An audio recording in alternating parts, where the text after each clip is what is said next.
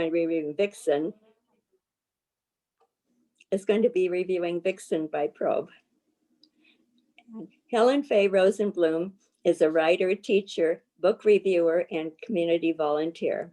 She was educated at Barnard College, Chatham College, and the University of Pittsburgh, and she is a Phi Beta Kappa. Helen Faye is the author of 2 published novels. Her first novel, Minerva's Turn, won the Ohio State Library Award for Fiction. Helen Faye also has written dramas and has served as a reviewer and critic for radio stations and publications, including the Cleveland Plain Dealer and the Pittsburgh Press. Her outdoor historical drama, Bold Bank Soft Press, just a minute, okay.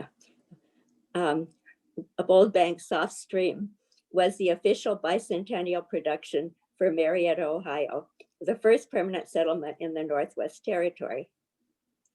Helen Faye was a founding member of Osher Lifelong Learning Institute at Carnegie Mellon University, and she is a past president of that organization and continues to serve on its curriculum committee. She also is co-editor of Signatures, the literary publication of Osher at CMU. For many years, she has acted as study leader for short story classes and has participated as a leader in the long-running Great Novels course. She was married to Ray and has 3 sons, Joshua, Stephen, and Charles, and a daughter-in-law, Joanna Lessner, and 3 grandchildren, Julian, Phoebe, and Riley. And I'd like to introduce Helen Faye. Helen. Thanks, Terry. Am I on? You're on. I'm on. Okay, thank you very much. And before and in front of everything, I would like to thank the women of Rhoda Sholem for inviting me to do this. It is a great honor to be part of the venerable series and to follow in the footsteps of great book reviewers and be an associate and affiliate of the great reviewers of our time now. I also I wonder, can you see me? Yeah, okay. Because on my screen, I see you and I don't see, there I see me, okay. We can see you. We see you. Good, and you can see me and you can hear me, okay. Yes. And I am very grateful also for the privilege and ability of doing this on Zoom, which is a great convenience for many of us in many ways. Another thing that I am grateful for to the women of Rhoda Sholem is something that comes, I have to confess, because I'm going to be a little personal at the beginning, comes as an annoyance and then ends up being a virtue. And that is that when I am asked to be part of the book review series, I have to present a book very early on in the summer. And at that point, I know some of the marquee books that are going to come to pass in the fall, but I don't yet have access to early review copies. So the decision that I make about what I'm going to talk about is restricted to me in certain ways. And I thought, well, wouldn't it be wonderful to review Cloud Cuckoo Land by Anthony Doerr, one of our most exciting writers, but I couldn't do that. And wouldn't it be exciting to review The Magician by Colm Tobin, but I couldn't do that. But that gave me the opportunity to land on Francine Prose. And that is both a privilege and an excitement in ways that I would like to tell you about now. On a particular personal level, I want to tell you that I did hear last week Rabbi Sharon Henry talking about the book that she reviewed as an absolutely life-changing book. And I cannot say that the Vixen that we're going to talk about tonight is in itself a life-changing book, but Francine Prose has written a book that for me is not necessarily life-changing, but life-affecting and life-influencing in more ways than I can say. That book is her nonfiction book, and I'm afraid that if I hold it up, it's going to come out mirror image on your screen, but I will tell you what it is. It's called Reading Like a Writer by Francine Prose. Many of you have heard me speak of my late great editor, Faith Sale, and I have said of Faith Sale that Faith never taught me how to write, but she taught me how to read. And learning how to read is part of learning how to write and part of becoming as polished a writer as one might possibly aspire to be. Well, Francine Prose's book that I've just held up, probably backwards, Reading Like a Writer, is a book that follows that philosophy. It says that the cliche is probably true. It's not possible to teach one to be a particular kind of writer, but it is possible to teach one to be a particular kind of reader. And it is that kind of approach that I would like to, first of all, recommend to you as a book always to keep on your nightstand or your desk or wherever you keep books if you're an inveterate reader. But also, I would like to recommend it in general. But it is a book that has, again, informed everything that I'm going to say to you tonight in many, many important ways. So, Francine Prose. Another personal reason that I am always attracted to Francine Prose, because she is such an astute reader and writer and takes such an astute approach to looking at fiction and looking at nonfiction, is a different personal thing. You may know that in my immediate family, we have a lot of writers and teachers and lyricists and so on. And when my first granddaughter was about 5 years old, she saw a book on my nightstand by Francine Prose, and she said to me, "She's a writer. Her name is Prose." And I didn't know that a child of that age could have that consciousness, but she did. And the warm thoughts of reading and writing and passing on certain aspects of literature to future generations sit very warmly with me. So with all of these thoughts, I came to Francine Prose, and this summer I had an advance copy of the book. And I read it and I thought, oh boy, here is a book. And when we talk about it tonight, we're going to talk about it on several different levels, several different things that have to do with how it's written and what it's written about and what it is for. So, the Vixen. The Vixen, at a very simple level, is a narrative with an arc. It is narrated by, we learn very quickly, it is narrated by a young man who is telling us this story in retrospect.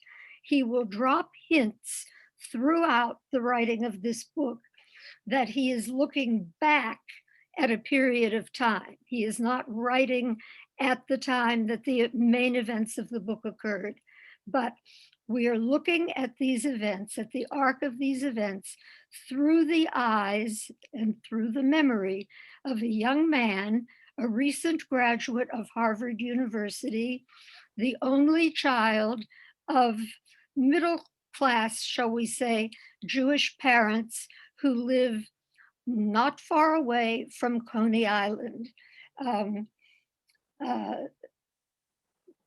Talk about caste and talk about social consciousness of who one is and where one comes from. This young man, having gone to Harvard and having had a sense of what it means socially and otherwise to go to Harvard, knows where he comes from and is both fond of his roots and anxious to disown them a little bit. He has graduated from Harvard, and through the offices of an uncle who is a very much feared and very influential literary critic, he has landed a job at a venerable publishing company in New York. And he's not sure why he has the job, but he has it.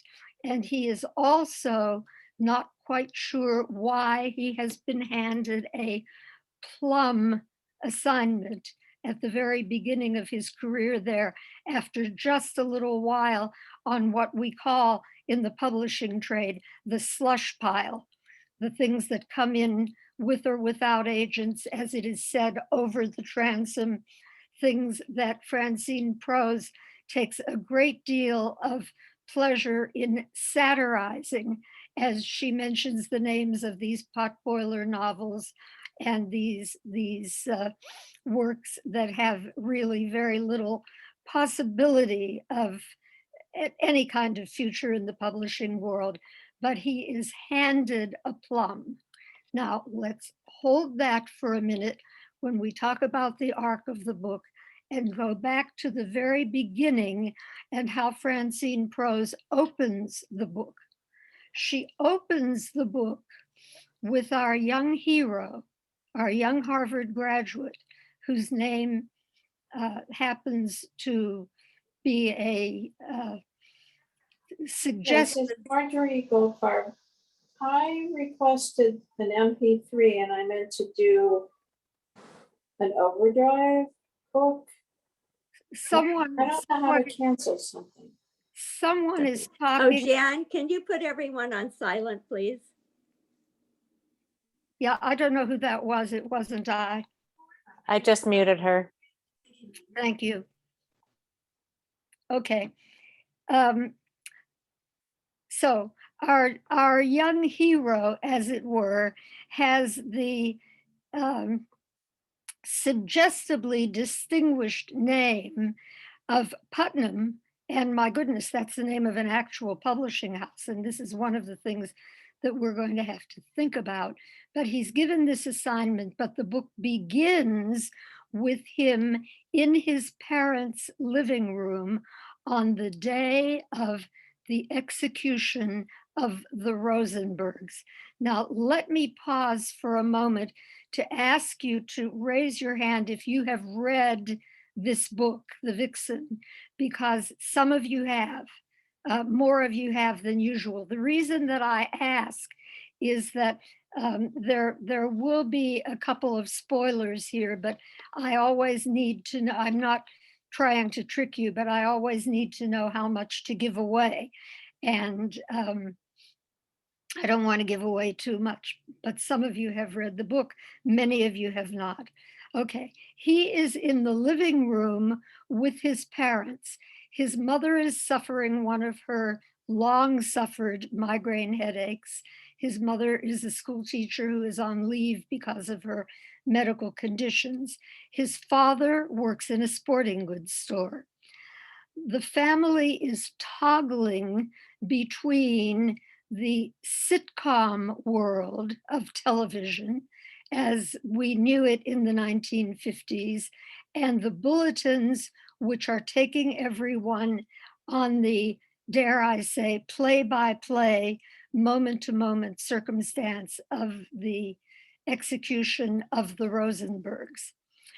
The reason that the story takes on such poignancy at this moment in fiction is that the mother of this family grew up in a, I won't say tenement, in an apartment house in an immigrant type apartment house with Ethel Rosenberg.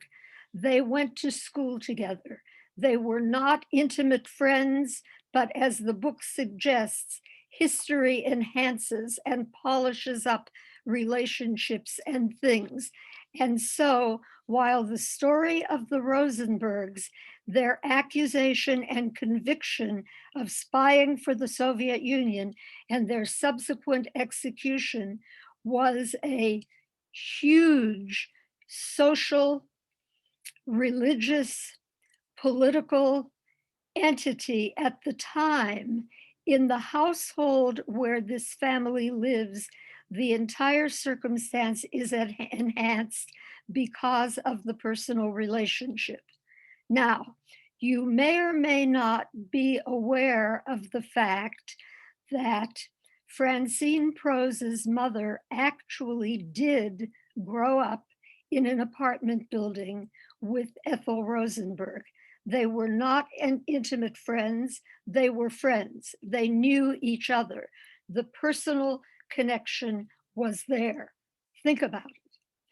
One of the important things about reading a book like this is to say, well, I know what I know. The Rosenbergs were real. Francine Prose's mother did live in an apartment building with Ethel Rosenberg. As we read through the novel, we will find the circumstances of the execution. We will find the real names of the Rosenberg, of Ethel Rosenberg's attorney. We will find the real names of other people who were part of the social constellation at the time. So what do we make of this? How do we call this a novel? We will get back to that in a minute, because first I'm going to tell you where the novel goes next, in case you haven't read the book. Our young hero is actually hired with a sort of nefarious intent by the publishing company. We will not find out all of the connections of this nefarious intent until very close to the very end of the book. And some of it I'll reveal and some of it I won't. But in any case, he has been hired because the publishing company has fallen on very, very dire times. They need a blockbuster in order to survive as a publishing company that has been in business respectably for decades. Think about Springtime for Hitler. Think about the producers. Think about somebody who decided that doing something unpopular or on the edges of satire one way or another would somehow rescue a production, a company, a group of people. And I don't know that this was anywhere near Francine Prose's mind as she wrote this book, but it certainly jumped to my attention because our young hero was hired to edit a sex-driven potboiler of a book called The Vixen, the Patriot, and the Fanatic. Supposedly, theoretically, a version of the Rosenberg story with the names very, very lightly disguised and the characters very heavily disguised, satirized, ridiculed, but placed in a circumstance the fictional Ethel Rosenberg described as the Vixen, a sexy person whose physical anatomy was described at great length and was there in order and on purpose for making the book a sex-driven bestseller.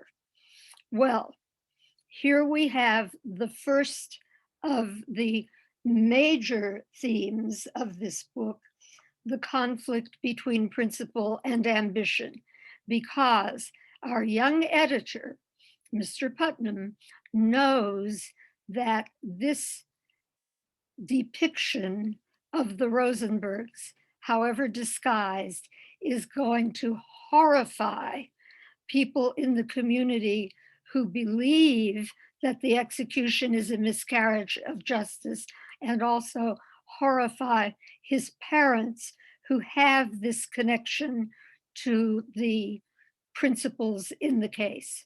Now, I said that I was going to come back to the linkage between fact and fiction, and this is the moment.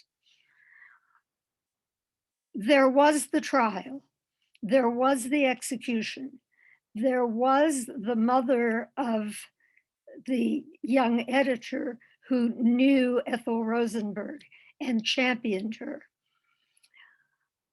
Why is this a novel and not a memoir? That is because the author has chosen at the very outset to give the story a contour that lets us know that this is not the real thing. This is a take on the real thing.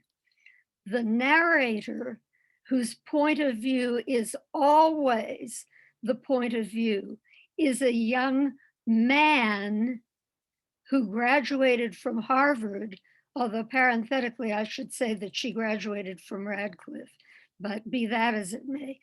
The narrator is a young man. The family consists of a father who works in a sporting goods store and a mother who is a teacher on a leave of absence. Francine Prose's own parents were both physicians. Where did she grow up? Not in the shadows of Coney Island.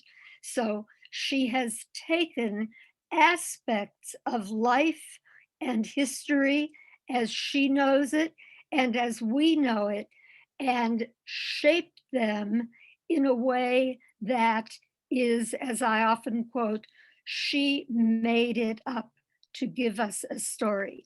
And the story that she is giving us is the story of this hapless young man given this book to edit.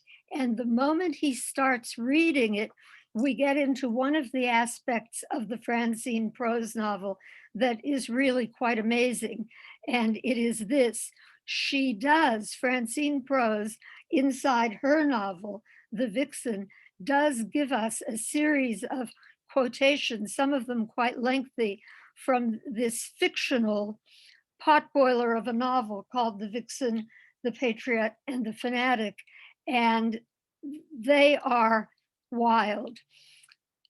A very well-known writer that I knew, very well-known, once said, "It is as hard to write a bad book as it is to write a good book." And he meant that in a slightly different way. But it is a true statement that for a writer whose essence is language and the use of words and the structure of sentences, to turn out the novel within a novel, the Vixen novel within the Vixen, is a labor, but it was a labor of love. And this is where the humor of this book comes in. Thematically, I don't think this book is funny. Thematically, I don't think this book is funny at all. Thematically, it handles a lot of aspects of life of that era and our era that are frightening and horrifying. But in the hands of Francine Prose, writing this novel within a novel is something to keep your eyes open for. Okay. He begins the edit, and the edit is going to be very interesting because the book, as I say, is a potboiler, and it is very, very graphic and very sexual, and it turns the Ethel Rosenberg character into a graphically described sex bomb. But at the same time, Simon Putnam sees the photo of the author, and the author, whose interesting name is Anya Partridge, and the author is gorgeous. She is described in a manner that reminds me of the descriptions and photos that we have of Louise Brooks, if you remember what that was, with her black cap of a hair and all of her seductive aspects. But he wants to meet her and does contrive to meet her through a lot of chicanery, but he does. The subplot or companion plot of this book that involves Simon Putnam and Anya Partridge is as sex-laden as anything in the fictitious novel. These two people, whoever they might end up being to each other in real life, when they finally meet, have one meeting after another that involve very rapid, very graphic sexual encounters. And Simon Putnam, our young editor, is absolutely obsessed by this writer. The story is going to evolve. The arc of the story is going to evolve in some unusual ways. And there are spoilers here that I will not give you, except to tell you the following things. In the first place, the author of the book is not going to be the person that we are led to believe it is in the beginning. Anya Partridge, the purported author, happens to be a resident right now of a facility that may be a very, very posh and elite mental hospital, or maybe something else, but it's hard to know. The editor who hired Simon at the firm to edit the book that is supposed to save the firm is complicit with Simon's uncle, the critic, who is not everything that he is purported to be also. There is a professor, a venerable professor at Yale, who has been a mentor and a guide, but not a success story for young Simon, who will also weave into the circumstances of all of these characters: the chief editor at the firm, the uncle who is the critic, whoever the people are who hired Simon. All of these people, the professor at Yale, will have political implications for each other, for the Rosenberg story, and for the moment when Simon Putnam knows that this is not a book that he can simply clean up and make palatable for publication so that it can serve the firm. The story is full of people who have committed duplicitous, if not treasonous, acts. And while Simon will not become treasonous on his own, he will become duplicitous in his own heroic way. I think that's all I can say about that without giving away any more than I want to give away. But the story will take turns that will surprise everybody. Now, let me back up to say that when Simon took his job, he also took the office of a young woman who left the publishing firm because she was pregnant. that circumstance will factor into the story later on. And Francine Prose handles this in such an artful way that I can hardly contain myself from telling you what I think was the most artful part about it, but I'm not going to do that. If you've read it, you know, and if you haven't read it, you'll find out. By the time we reach the end of the story, we already know, as I have mentioned to you, that it is being told in retrospect.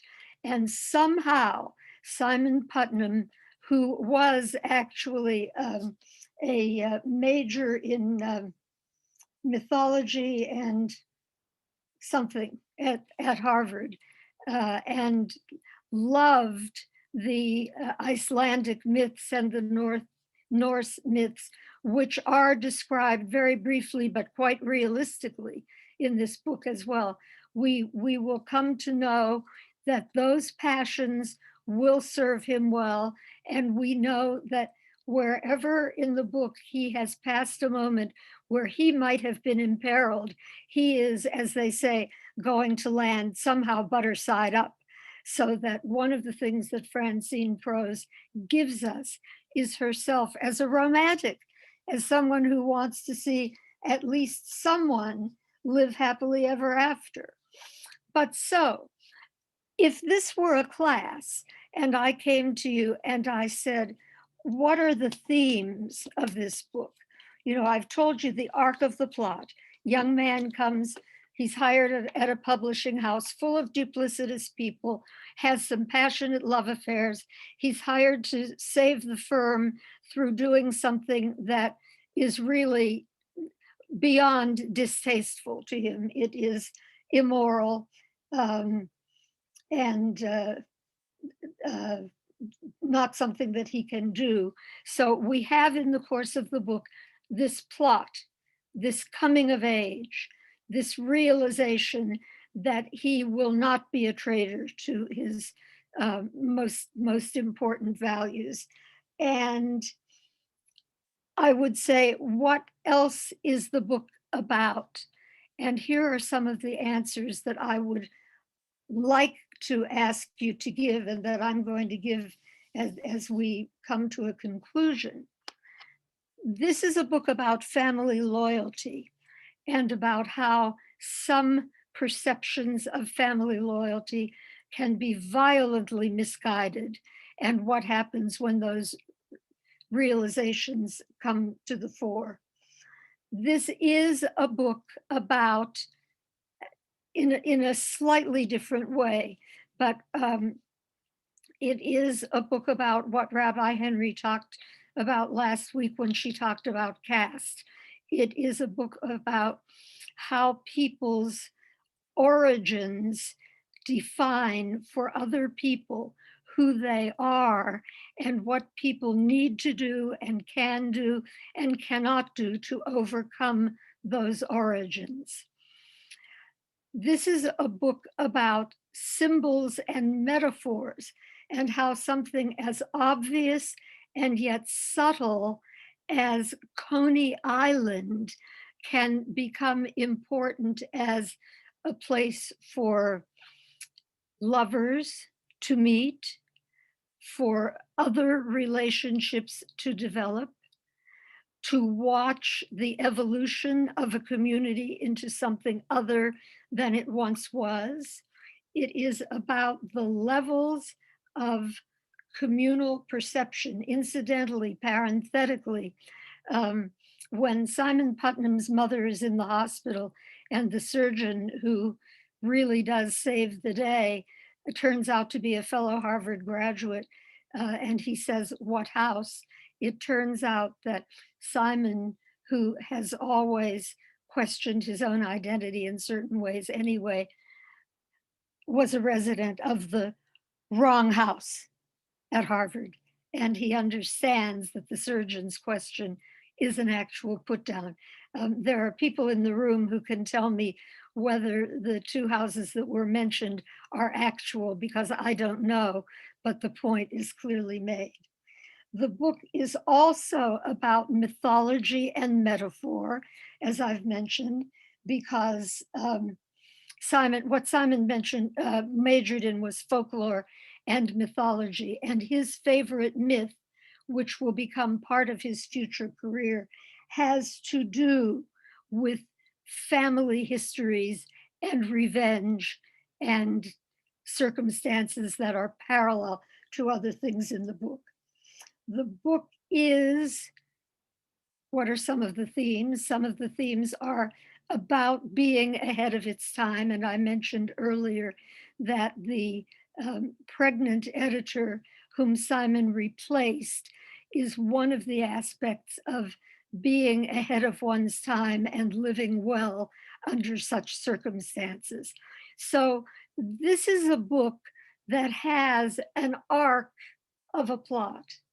The publication or non-publication of a book about the Rosenbergs. Are they guilty or not guilty? And to this day, they have champions and critics.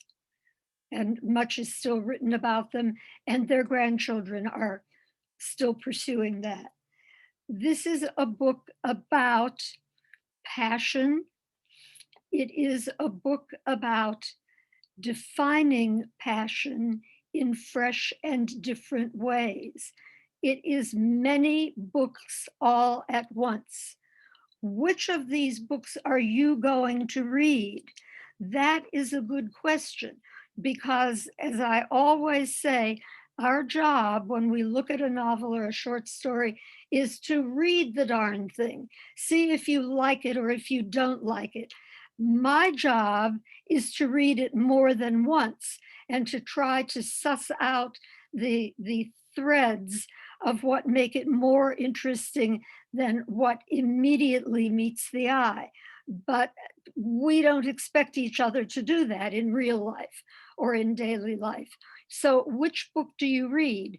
You read the book of the plot. You read the book about a family indirectly intertwined with the Rosenbergs and how that indirect intertwinement affects everybody in the whole family constellation. You read the book about a young man coming of age romantically, ethically, politically, and in many other ways. But as you have heard me say before, if you've heard me before, the more you bring to it, the more you take from it. And if you know something about the mythology, that enhances your understanding of Simon's relationship with the vengeance plots. If you know something about the hierarchical residential communities in the New York area, then you understand something about Simon's ambivalence and ambiguity about who he is and where he is. If you know something about traditional publishers in New York, and I may modestly say that I have been in certain ways a part of that world, then you know that this book is both a satire and a reflection of what that world was like in the 1950s and the 1960s. The more you bring to it, the more you see that it is not simply a story about a kid who got tied up in a nefarious business about publishing a nasty book about the Rosenbergs. It is a book in the hands of a brilliantly skillful writer, bringing together these many threads of the cultural time in the 1950s, how the cultural time of the 1950s relates to us now, how the threads and shadows of circumstances like the Rosenberg trial persist and echo down to our very day in many ways. And I say that not as a value judgment, but as a reflection about the fact that we live in a time when we are still talking about how justice is or is not miscarried and who is going to be the arbiter of those decisions. It is very true that Ethel Rosenberg's last words to her lawyer, and this is quoted in the book, were, "You will see that our name will be kept bright and unsullied by lies."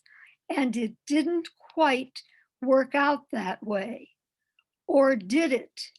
This book is one of the examples of how a writer of our time, with what I believe is a genius for words and perhaps a greater genius for putting an era and a set of moral questions into perspective, can give us something that is both a hugely entertaining read, but also more of an aspect of food for thought than we would ever have imagined upon first reading, or upon reading some of the reviews that said, this is hilarious. Because with Susan, I don't think it's hilarious. I think it has hilarious moments, but that's the least of it. There's one other personal thing that I want to add to it.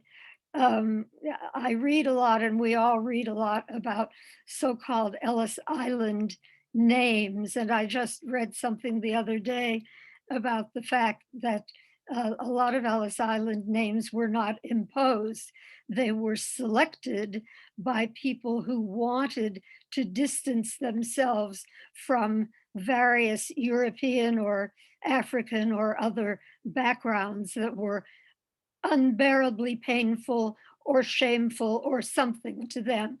So when the Putnam family in the book became Putnam, they were in the book ambivalent about that, because they felt that it would be a foot up in the life of the new Americans wishing to move forward with names that perhaps came from Plymouth Rock. So that was just another interesting aside to me in this book.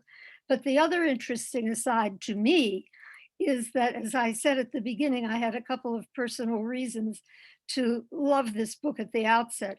And one is the respect that I have for Francine Prose as a writer of prose, not to mention poetry, and also her connection in certain ways with my late great editor.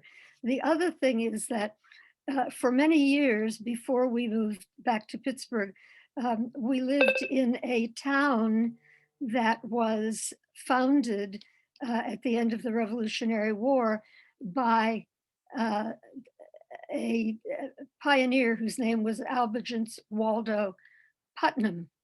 And for many years, we lived in a house that was built by the Putnam family and was part of the Putnam family for many years. And no matter who lived there, and sometimes it was Putnam's, it was never the Rosenblum house. It was always the Putnam house. And that wasn't what drew me to the book, but it was certainly one of those synchronicities in the universe that made me feel that I really needed to read this, and I really needed to think of what it must have been for a young man of a Middle European Jewish background whose family came through Ellis Island and became Putnam, to then take on, as he came of age, his own true identity. Identity. Who is the Vixen? Is it one of the women that he loved, and he loved more than one? Was it his mother? Was it Ethel Rosenberg? Was it the Ethel Rosenberg character in the horrible book that he ended up not editing in the way he was assigned to edit? Whoever it was, Francine Prose's Vixen is a book that I am very, very thrilled to have come upon, perhaps almost by accident, but very thrilled to be able to bring to you, and I am grateful from the heart, as always, to you for allowing me to tell you about it. So thank you very much. Thank you for Zooming. Oh, thank you so much, Helen Faye. You always add such wonderful insight into the book and aspects that I would never think of. And when I finish reading it, I will enjoy it even more because of your wonderful insights. Thank you, Terry. Does anyone have any questions or comments they want to make? Or arguments. Or argument? That's fair. I didn't read it, but now I really want to. Good. But the one thought that occurred to me when you were describing the storyline was about the editor that he was replacing left for maternity. You know, she was pregnant, and you described it as Prose being very sort of future oriented, but my feeling was that if I read that, I'd say, oh, this is like a reverse anachronism, because that didn't, you know, women weren't working like that or taking maternity leave. Would it ruin anything if you said that she just, I mean, I remember teachers having to stop teaching when I was in school because they got pregnant. That was the end of their careers. So is it something that she just left because she was pregnant, or was she expecting to come back? She was not expecting to come back, I believe. The circumstances of her leaving have more to do with other aspects of the editing process and the book that is under consideration than I think I ought to say here. The way in which I'm describing it's being ahead of its time has to do with the paternity of the child and the way Francine Prose casually, simply, and quite credibly lets us know who the father was and who the father wasn't. So that, you know, we can talk, Joan, but that's all I think I want to say now. Thank you for the question. Yeah. Are there any other questions or comments? Oh, if not, I want to thank you so much, Helen Faye, for your wonderful book review. And I'm going to enjoy reading it even more now, the rest of it. And I want to thank Jan Shaw so much for Zooming for us. Jan Shaw is our publicity chair for the Women of Rhoda Sholem. And I'll let you know also that Helen Faye, when I was president in 1993, Helen Faye was the first Rosh Hodesh chair, a Rosh Hodesh co-chair in 1993, and chaired it very successfully for many years. And I think that the other Rosh Hodesh co-chair is or was in the room as well, maybe was, but Susan Smart, right? yeah, but we were thrilled and honored to be part of that. As But I'm thrilled and honored to be part of this. Thank you, Terry. But you've done so much for the Women of Rhoda Sholem. Thank you. Thank you very much. Thank you. And I want to thank everyone for joining us tonight. Thank you.